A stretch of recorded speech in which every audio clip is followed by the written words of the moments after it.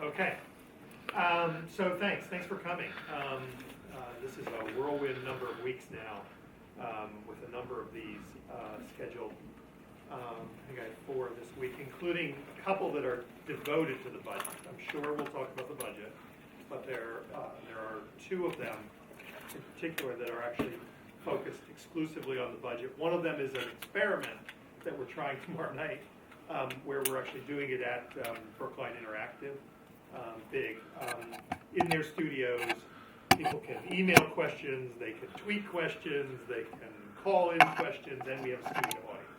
So if you want some of that, we have the slides and all from last weekend. And if you want to see anything particular to the budget presentation that we did last Thursday night, that's all up.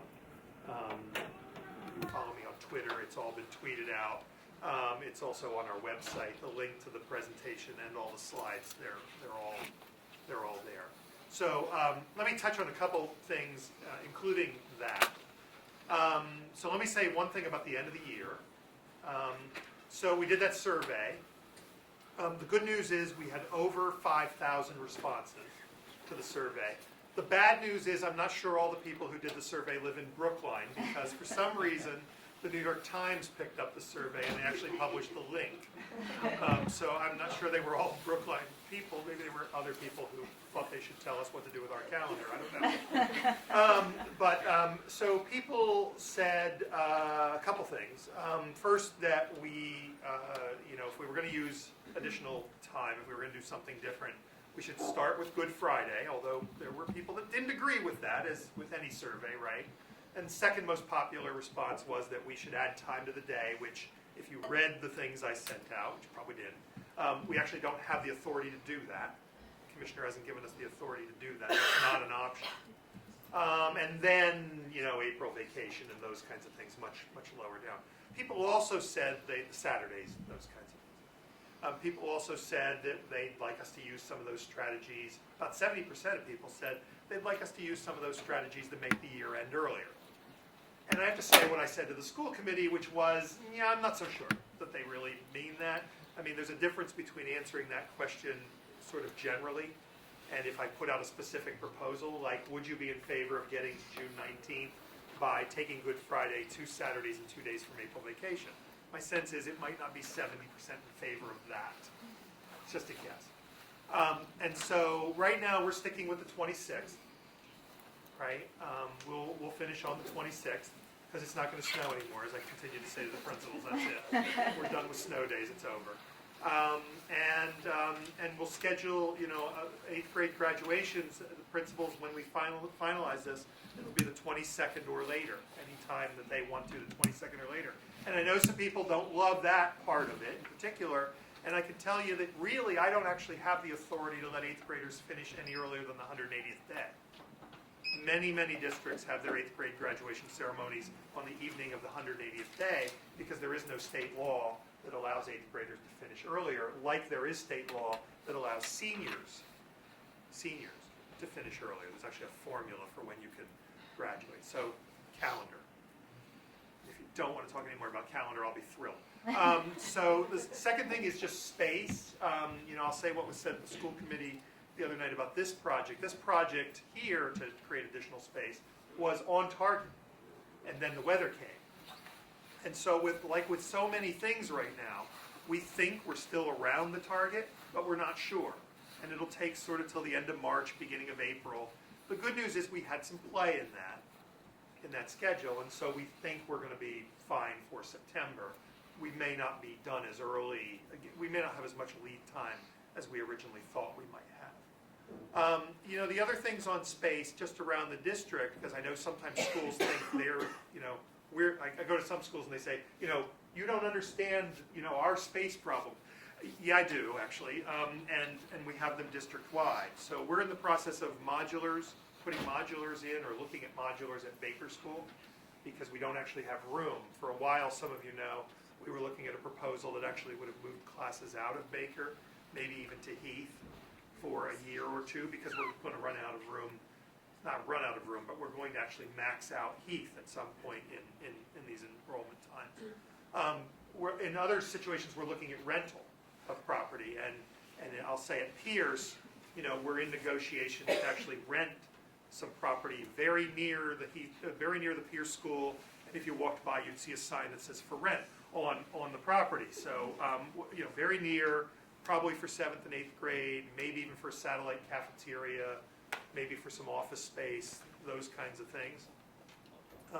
And then there's devotion, where some of you know that next year we're moving out the 7th and 8th grade because we're just out of room at the school. The following year we'll move 5th and 6th out to join them, and they'll all, 5th, 6th, 7th, and 8th, for the duration of that project, will be at the Old Lincoln School.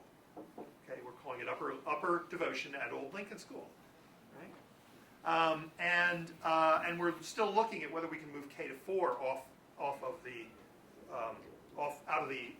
present devotion school. Because if we can, there's a savings in terms of money, and most importantly to me, there's a savings in terms of time. The project actually takes a year less. We could use that year. Because the part that will impact many of you is then the enrollment growth starts to get to the high school. And it's about 2018, 2019 that we, even if we've emptied the high school of everything that we could define as non-essential, adult and community education, the 21st Century Fund, all the early education classes, all go. We're going to max out the high school by that point. What we know right now, based on kids who are already in the system, is that by 2022, we're over 2,600 students in our high school grades. Right? Presently have 1,800, 1,900-ish in that range. So we're going to ramp up pretty quickly. And by 2019, we need additional space. So we'd love to have the Old Lincoln School available to us by 2019. And if the devotion project can get done sooner, all the better. So we are looking at potentially moving out K to 4 to another location that we're negotiating on right now. So we've become real estate brokers. If you know Peter Rowe, I'm in my office. He's an excellent now real estate broker, and we're negotiating on all kinds of fronts over properties that we may wish to control for 2, 3, 5, or longer for classrooms, offices, satellite cafeterias, and office space for other people who work in the systems. So that's the second thing I wanted to touch on. You may have questions about that. And the third is really that we put out a budget last week. We actually put out 2 budgets. Because of being an override year, we have to put out 2 budgets. The one that's most germane right now that we're actually working quite carefully on is this, what I'll call no override budget, because that's the one the school committee has to take action on now. It's the only thing that they know that they have in front of them. These are the revenues, right, that you have. These are the revenues you know, as opposed to the revenues you may have available to you on the morning of May 6th. And so, so let me sort of talk about this overall. So overall, what we've been discussing with override study committees, board of selectmen, advisory committee, anyone else who will listen to us, and quite a few people who won't, over the last 2 years is really that, and some of you have been at some of these sessions, I recognize some faces, and you know that I've talked a lot about the fact that we've had a defined amount of revenue to work with, and we've had this enrollment growth. And so what we've tried to do with that is really focus on the classroom. So our average class size is about 1.5 students larger than it was when the enrollment growth began. That's a fact, right? It is 1.5 students larger on average, and averages are funny, right? In that averages are averages, right? Ranges are different. So every time I say that, somebody says to me, yeah, but my kid's class. And you'd be right, because the range that we know is much wider. The range tends to be larger. We have some in the intermediate grades and upper grades. We have some larger sections. We actually had some in the primary grades as well, because that's where the real growth is. A kindergarten that today is 703 kids. First time we've topped 700 in all of this. So we know we have a wider range. So averages are misleading in many, many ways. So we've tried to keep up with that. And what have we neglected? Well, we've had this discussion before. We've neglected classroom supports, right? We've neglected programming, literacy specialists, math specialists, guidance counselors, nurses. I can make a list we have. We've presented it anywhere and everywhere as to the kinds of things that if we had the additional revenue, that we would be able to backfill. Some people call it catch up. I'm trying to purge that term from my vocabulary. But the things that we need to do in order to be where we should be on those things in terms of providing support for kids and for programs and for teachers. So those are the kinds of things we've tried to put forward. So if you looked at these two budgets, I mean, just to look at the differences, what you would see as differences is that obviously what we put forward in terms of what we would do if we had additional revenue, right? It really focuses in those areas of those supports, of technology, right? Of programming like the Enrichment and Challenge Support Program that we haven't been able to enhance. Those sort of, I use the word enhancement, some people use that as a dirty word. Enhancement means programs that are beneficial to kids, that keep kids in regular education, that serve kids at their need level, right? To me, that's an enhancement of our program, and I wouldn't shy away from those. They are all enrollment driven because our Enrichment Challenge Support, our literacy specialists, our math specialists have all not kept up with our numbers. And, we've described many, many times before how far behind we believe we are in terms of technology across the system. And we think we've put forward a pretty good plan that, quite frankly, is nothing terribly sexy. And I was asked the other night, what does the technology plan do at the end? The technology plan essentially provides the wiring, the nuts and bolts of making sure every classroom has what it needs for what a classroom looks like in 2015. The override budget does much less of the non-override budget does much less of those things, right? And actually makes some cuts. It makes cuts in middle level, in middle level and intermediate grade classrooms. Class size will go up at the intermediate level and the middle level. We will cut high school positions. We will cut the ECS program. We will cut professional learning for teachers, and we'll cut materials and supplies, which we already haven't been able to keep up with.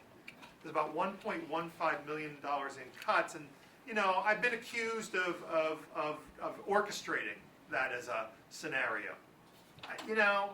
I've seen other people put forward budgets of what we could do, and they solved budgets on the backs of kids who are struggling. They solved budgets on the backs of kids who needed regular education supports and would possibly end up in special education if it were not for those supports. I choose not to do that, right? And we have not funded, even in that no override budget, the technology plan. We've funded bare minimums. We've funded bare minimums to those other kinds of supports like literacy specialists, made no enhancement to math specialists, made no enhancement to our regular education interventions. So I would dispute that we've orchestrated anything. The revenues just aren't there to continue this any longer. I've said to the Board of Selectmen and lots of other groups, we've stretched this about as far as we can stretch it, given the enrollment. And many of you have seen the enrollments. They continue to accelerate, right? 2 of the last 3 years, our kindergartens have been 675 or larger when they started kindergarten, and grown into the 690s or low 700s by the time they finish kindergarten or get to first grade. So we've not seen, when we started talking about enrollment growth 6 or 7 or 8 years ago, it was the fact that we had a kindergarten of 490, and we were all alarmed by that because the tradition here had been 420 to 440. So what we've seen over time, and you can look at the data, we publish it everywhere, right, is a continued acceleration of that growth to the point now where 2 of the last 3 groups have been 680 or larger. The norm has become 650 or larger, the norm. So anyhow, I can go on about that all day. Why don't I stop there and talk about what you'd like to talk about? You have any questions? If not, we won't be here very long. Or I'll launch into something else. Yes? So a couple of things. On the enrollment, Yes. in the estimates or what we've seen over the last 3-4 years, does that enrollment stay growing? Like, do those children stay through 8th grade and then through high school, or you see a drop in? Yeah, it's a good question. So it's a really good question. So we've plotted it over, I think it's now 13 years, right? And Peter Rowe, our deputy superintendent, has this great chart that just has all these different lines. But the one that is most important to me is the one that actually takes those and averages them out, right? And says, over 13 years, what happens to a group from kindergarten through 12th grade? And essentially what it says is first grade predicts 12th grade. There are moves in between. There are ups and downs. And by the way, every school's a little different. If I was at Heath, they would say, well, not so much here when you go to 6th grade, and that's true. But if I went to some other schools, you know, it's clearly the case, and I can't worry about it school by school. Now, you know, some people have cited last year when they say, but you saw a drop last year in the intermediate and middle grades. And it's true, we did. I think it was slightly under 100 students in those grades, but it was almost all at devotion, and none of that is surprising. Some of you have been here long enough that you remember that that's what happens when you move a school out to do a project and then move back in, right? Everywhere, what you see with that is you see a drop in enrollment in the years preceding that, 1 or 2 years, you know, fluctuating enrollments during it, and then when you come back, the enrollments go back up. And so we actually dug into the data when people left. What did they tell us about their, and there was nothing remarkable. There were no, I'm going to private because it's just to this, or there was none of that in the data. There was nothing different in the data. So this is the other piece I'll say. So if we dropped by, again, it's somewhere between 70 and 100 kids across the district. Between October 1st and February 28th, we actually are up 52 kids across the district, right? So if we started out at some number that was a greater drop, they were replaced, right? They were replaced. It's another interesting fact about, you didn't ask about this, but I just thought about this as you asked your question. We between 3rd and 8th grade, about 60% of our faces are the same. I don't know if you know that, because school by school, some people say to me, oh, that doesn't feel like my school at all. Or some places I go, they say, oh yeah, that's our school, yeah. I mean, if I go to some schools, that's not the case. If you go into a 3rd grade classroom and you come back 5 years later and you look at the 8th graders and you look at the names, they're the same. Right? If you go to other places, there's significant turnover. But what there's not is a drop in numbers. What there's not is a drop in numbers. Right? And again, you can look at that 13-year history. It's posted in our presentations. It'll be part of our presentation tomorrow night. And it just shows that our 1st grade number essentially predicts our graduating class. Yeah. I was hoping that there was some enrollment drop there. Well, we actually go up, you know. Yeah. So this has happened to us a number of times, right? We know that historically we go up between kindergarten and 1st grade. We know that, right? It's happened almost every year.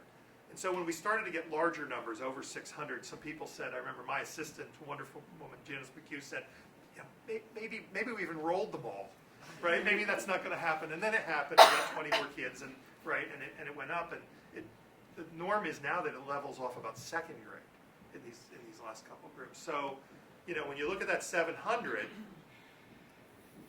and the other piece of that is that we've finished. We finished the first round of enrollment for this year, right? And even with a horrible, I mean, you couldn't ask for a worse set of weather conditions to do those kindergarten enrollments, right? I see some people nodding their head. I mean, I think we had 6 of the 16 sessions, I think, had to be rescheduled. And so even some of the ones that we had, people were coming in 7 feet of snow, right? And so we knew those numbers would be down, right? And we said to the school committee and to ourselves, let's not even look at those numbers until the end of March. But of course, some of us continue to look at the numbers, right? Like this, you know. And so, you know, the numbers are robust, particularly when when I plot them against what we would have thought they would be given that weather, right, they're robust. And they're really not that far off of last year's numbers. He laughed nervously. Yes? I wanted to ask about spending per child against the enrollment growth, like how, and whether, I don't know if teacher salaries is included in that generally, but. It is. So Peter would do a better job with this, and I'll pass it on and make Okay. sure he makes that part of tomorrow night. So it is essentially the Department of Ed and Department of Revenue. I think it is do their darndest to try to equalize community to community, and it's very difficult because in some communities, health insurance, for example, is actually part of the school budget, and in other communities it's not. Here it's not. But it does get factored in the end of the year reports that we submit, and so there's an attempt to equalize everything, but again, it depends on how and what a community reports. I mean, essentially speaking, our last year, two times I believe it is in this last 5 to 6 to 7 year period, our per student spending has ticked up. Post 08 override, as one might have guessed, and I believe last year when the town administrator there were additional funds. They call it a bridge budget. I don't like the term, but there were additional funds to start our technology initiative and some of those other things. Other than that, our per student spending has been fairly level, if not in a number of those years declining. And there are materials available on that. I know I've seen some of them, and we have some slides on that as well. Teacher salaries are part of that. That's been a big topic of discussion, what we should be factoring into these scenarios for teacher increases. It's tough because you don't want to negotiate in public, right? And so it's sort of a dance of looking at what other districts are doing, right? And trying to capture all of the comparables. Because if I say to you, most districts, and I have said this openly, that what we're seeing in terms of the norms are 2%. That's the norm, okay? But what that doesn't tell you is what else is in that collective bargaining agreement in Weston, right, or in Needham. Doesn't tell you that. What does the district pay for health insurance versus what does the individual employee pay? I mean, here, the individual employee pays 17%. Statewide, that's low. That's a low percent. So there has to be some attempt to sort of equate that out. That's what happens in bargaining in terms of budget projections. What we try to do is look at what the ranges are and build in those projections. The town builds in 2% on their projections. In the override scenario that we put forward, we build in 2. In the other scenario, in an attempt to preserve program, we build in 1. And so do you ever look at the numbers without the teacher salaries, just to see what the spending is per student? Or is there data like that available? Not that I'm aware of. The numbers that we get the numbers that we see tend to capture everything, and here's where it really gets funky, is it's also things that the town and schools submit in an end of the year report that are not direct school spending. I mean, for example, if crossing guards are paid by the town, there's a factor that gets submitted for those. And so every town does that, and where it gets funkier is that every town does it a little differently. So no, the calculations I've tended to see have been all in, if that's helpful at all. But we know, I mean, that on average, I think we spend about, I think it's around 83% is people, of our budget's people, and that's pretty normal. Yes? Is this mine? Yes. Thank you. So that gives me a great chance to say what I can't say, right? So as superintendent of schools, I'm not allowed to advocate for an override. Okay, I can actually be fined by the Elections Commission, and some of my colleagues in the past have been. So I'm very careful about that. What I can talk with you about is spending plans that we've put forward and what we've recommended in one versus another. I can talk facts. In terms of their strategy and those kinds of things, you have to talk to people who are associated with that. I know they have a website. I know they're tweeting. I know there may be people in the room that are associated with that you want to talk to. When you say Can I say who they are? You can introduce your school committee members who are Okay, here. good.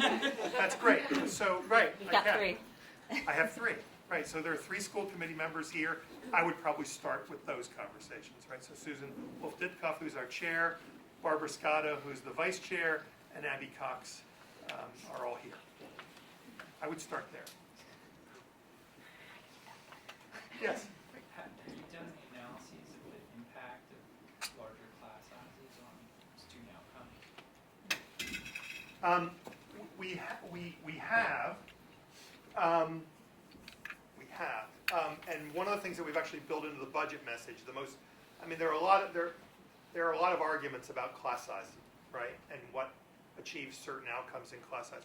The one thing we've put into the budget that we actually know is that larger class sizes, particularly those of the numbers we're talking about at the intermediate level, which would be in the budget model that we've built, they'd be between 26 and 29. They'd be in those ranges. Is that it increases referrals for special education. We know that.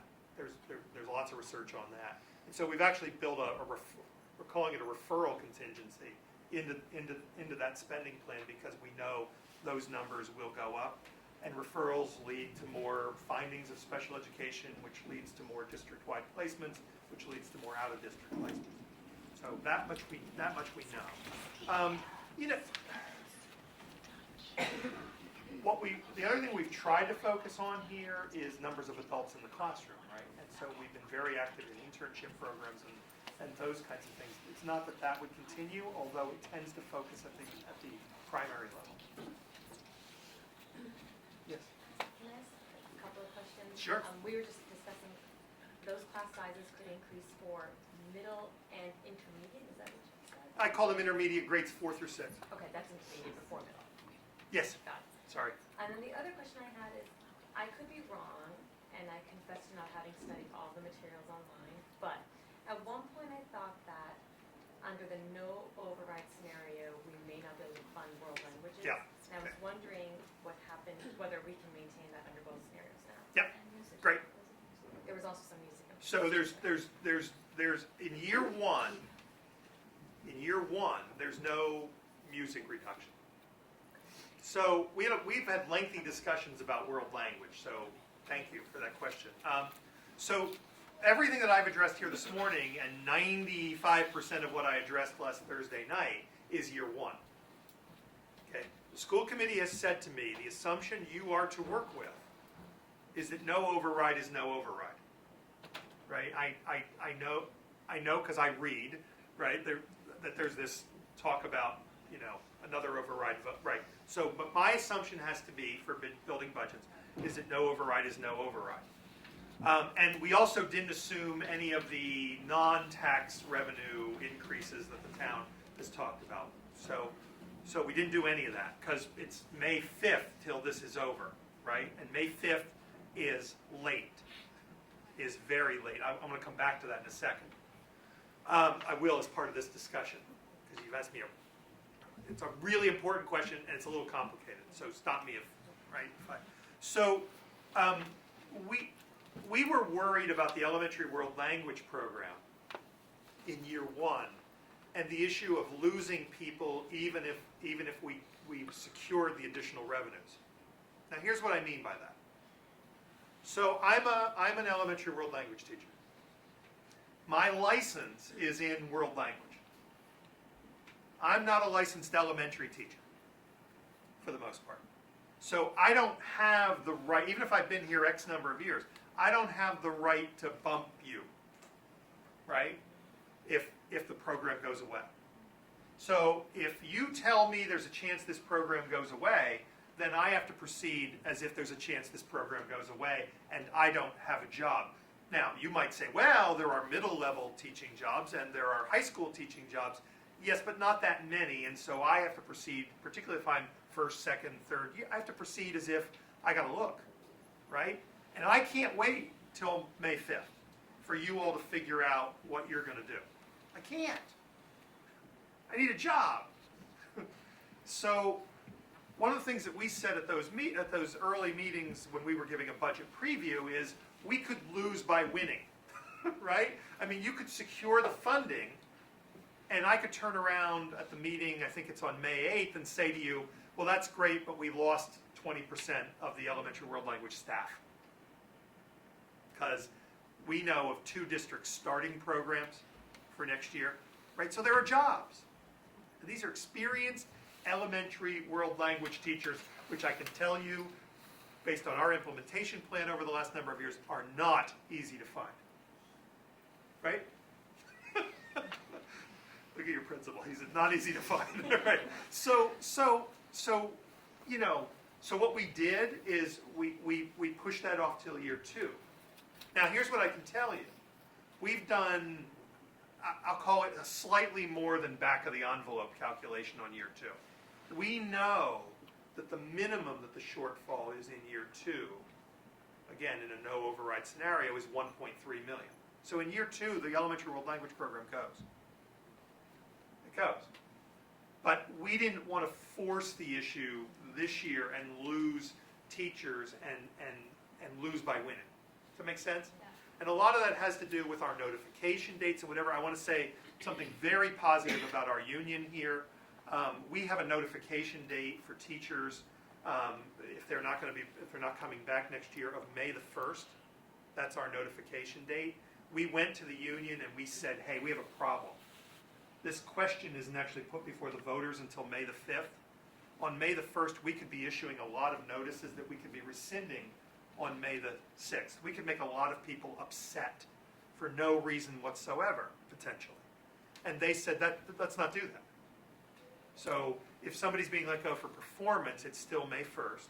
But if they're being let go because of budget, we now have till May 8th. So I want to make sure everywhere I go, I say our union really worked with us on this really important issue of trying to make sure that teachers in classrooms aren't impacted by all of this noise, as much as we can possibly make sure that they wouldn't be. Did I answer your question? Yes, so Okay. we would have it 1 year. So it's here for next year. That's what I can say right now. And again, ask me when additional revenue questions are decided. We've actually for next year we've enhanced it because of the need for additional sections. We've actually built in more. Some people have said, well, why would you build in more in the override and no override if next year you were going to reduce it? Well, we still need to be able to teach it next year, right? So it's there. And what about music? There is no reduction in either, but again, until we're going to start doing, believe it or not, we're going to start doing this next week, sort of sharpening pencil, I hate that expression, but on second and third years, right? So that we're a little better with some of those questions. I mean, we did create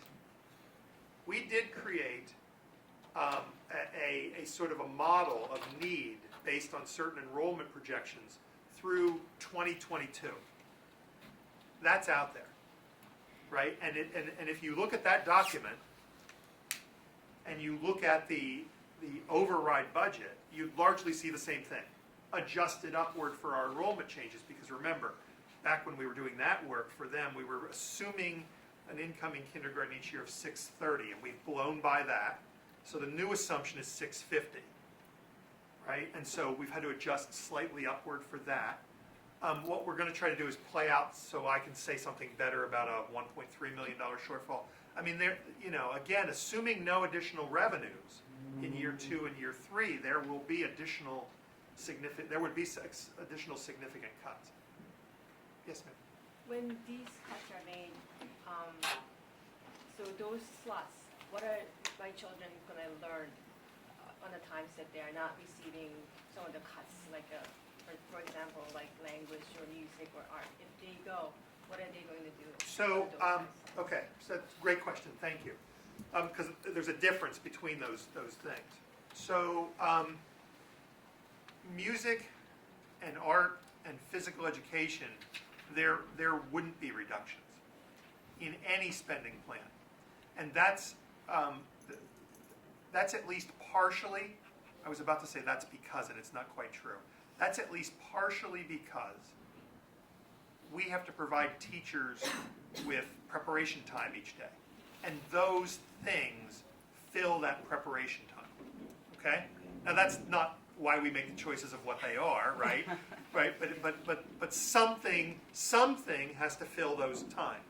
World language is different in that it does not fill a preparation time. The model we use has the teacher engaged, has the teacher involved, has the teacher in the classroom, and it's not meant as filling their prep time, and never has been. So what would happen there is that there'd be more time with the classroom teacher. But we wouldn't have that program. Yes, Steve? Sorry, I just have a That's okay. last question. That's all right. This is great. When you said the class sizes for the 4th through 6th grade would go up around 27, 29. So let me be really transparent, right? So we're right now we've built in the budget 5. This afternoon at a principal meeting, we're going to start talking about trying to narrow that, because we've identified 11 possibilities. They're not good, but we've identified 11 to talk about. And we're looking at a lot of things in those classes, beyond the size of the class. I mean, we're looking at the experience level of the teachers, right? We're looking at the number of students on IEPs. We're looking at the number of students who are ELL. And what we're going to ask principals is, what else should we be looking at? And we're not trying to publish the list of what the 5 are tomorrow, but we are trying to narrow it down from the 11 that we have right now. But the range right now in those 11 would create classes of 26 to 29. I mean, I'll give you an example. We're looking at one group where there are 59 students in 3 classes.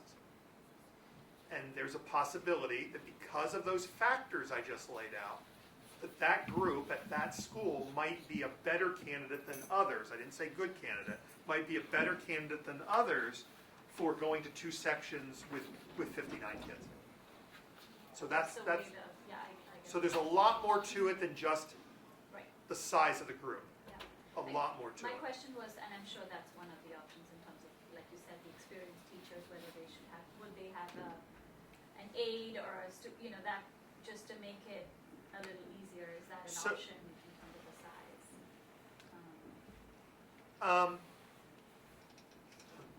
And it may be better to have an experienced teacher than two people, I mean, that's not.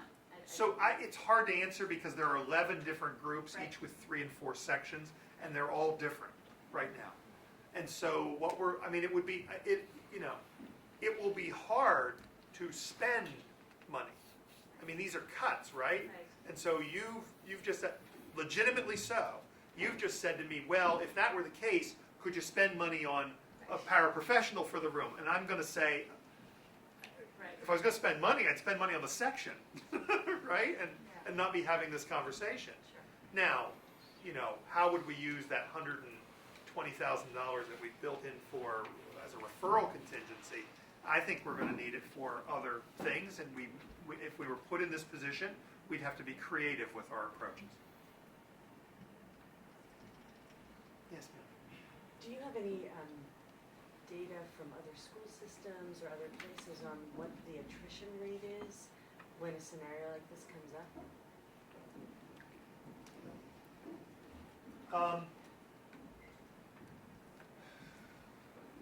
No. I mean, what we have data on is what happens, as I mentioned earlier, when we renovate a building. You're asking something very, very different. And the question really is, when these kind of conversations go on, what happens in terms of people looking at other options, or does your influx slow down, or do people move, or those kinds of things. We haven't seen data here, and this is a little different, right? Because first of all, there aren't a whole lot of models of enrollment growth that look like ours, if there are any.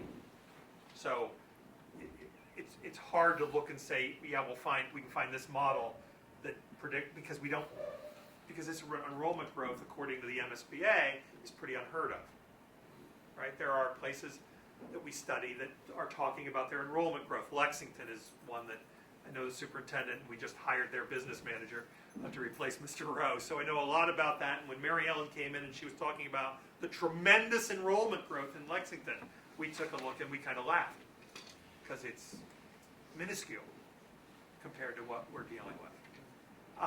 So, no, I do worry about that. I mean, you know, these claims that were made last year, that, you know, you're seeing this drop in the intermediate and middle grades, right? And it's going to reverse all this. Everything's changing, and you guys and the sky is falling, and right, it's going to change it. And I worried.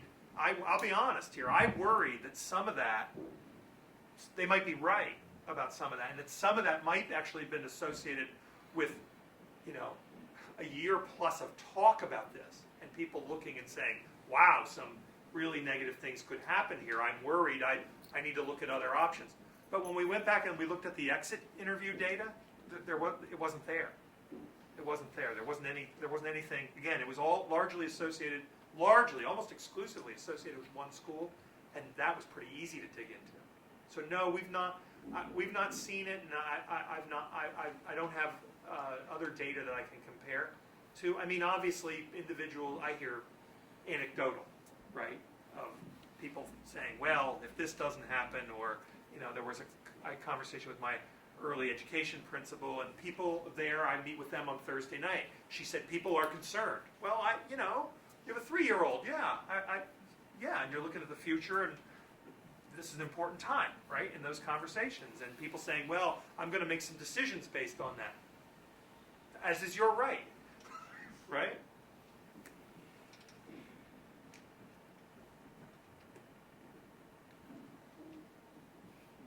Come on. So I haven't looked at any of the documents. That's okay. What's the range of scenarios for special ed? Are there a lot of changes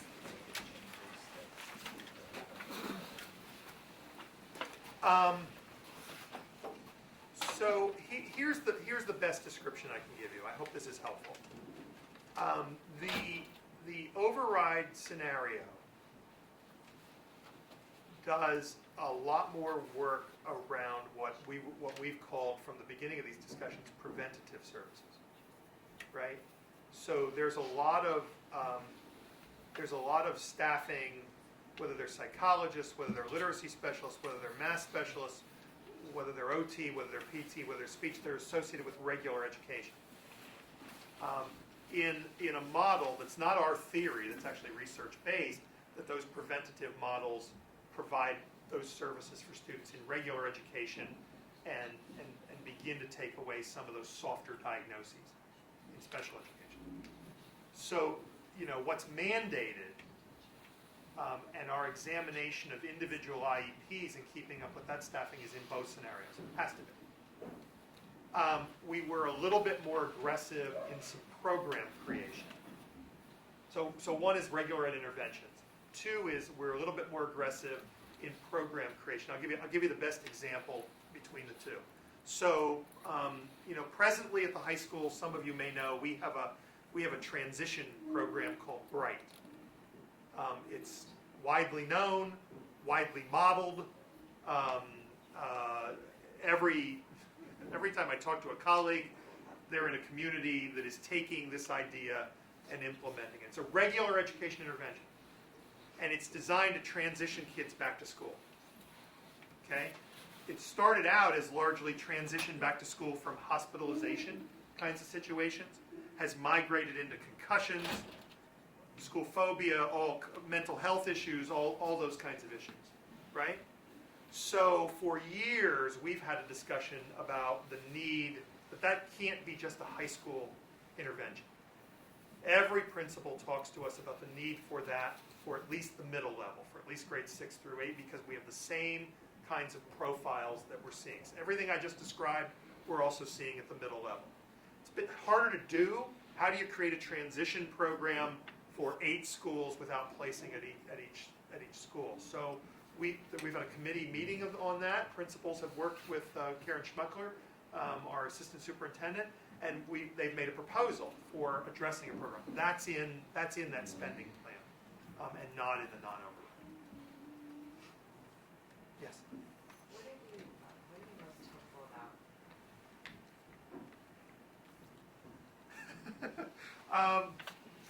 What am I most hopeful about?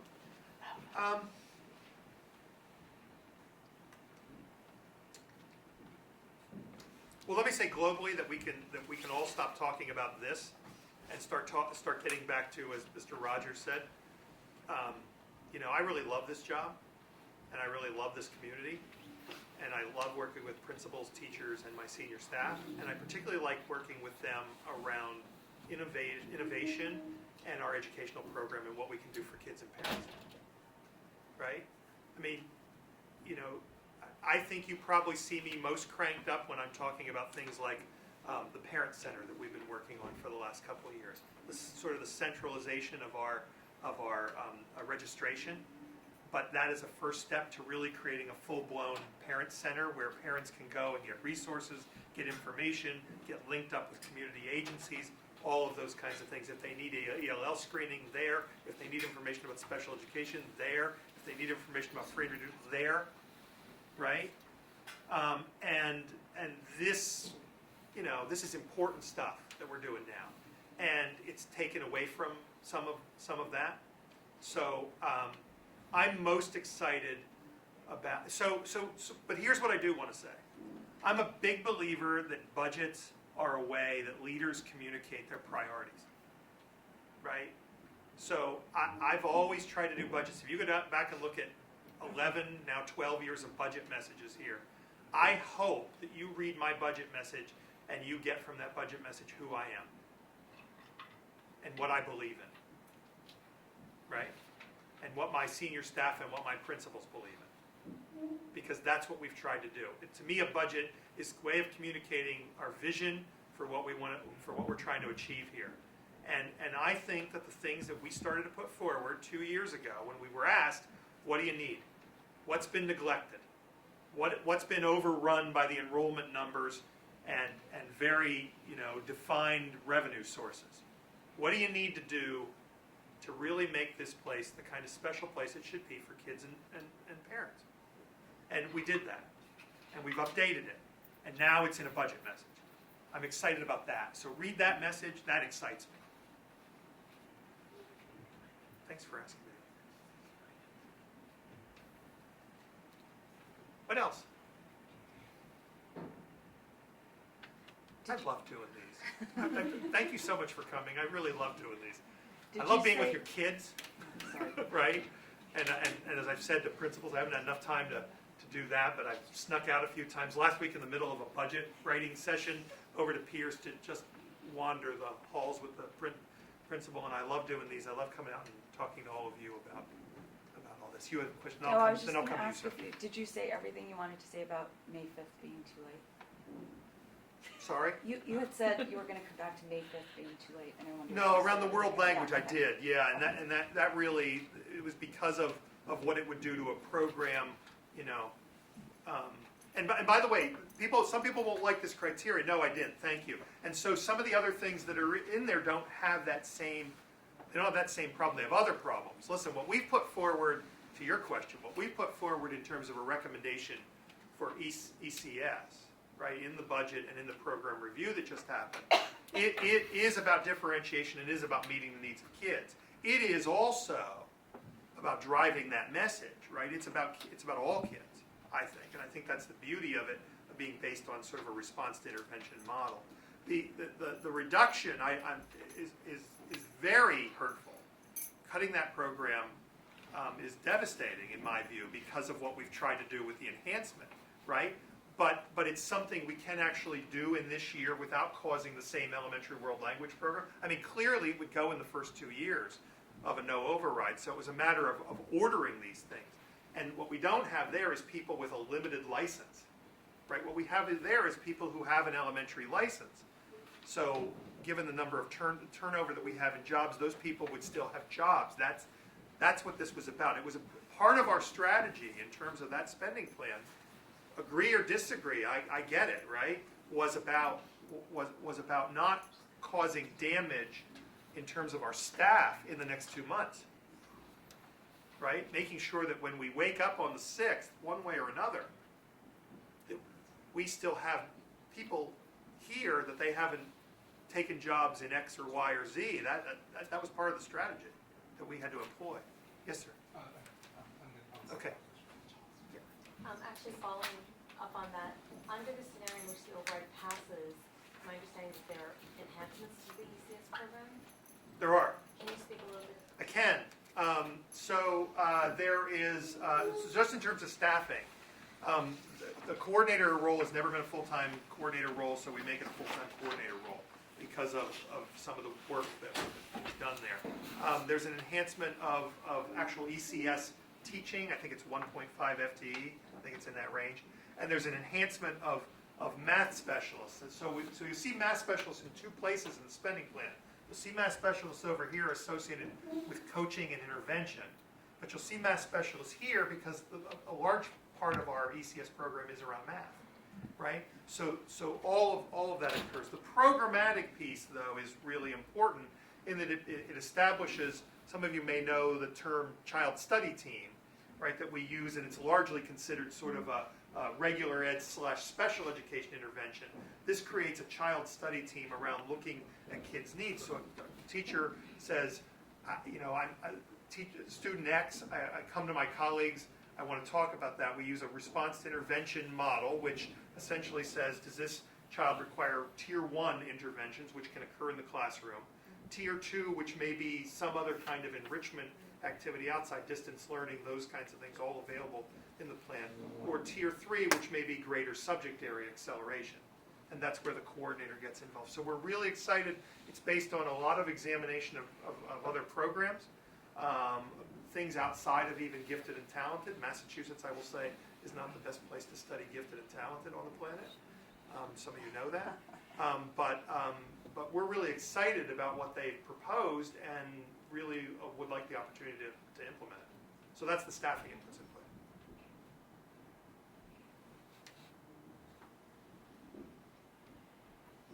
Anything else? Thanks a lot for coming. I really appreciate it.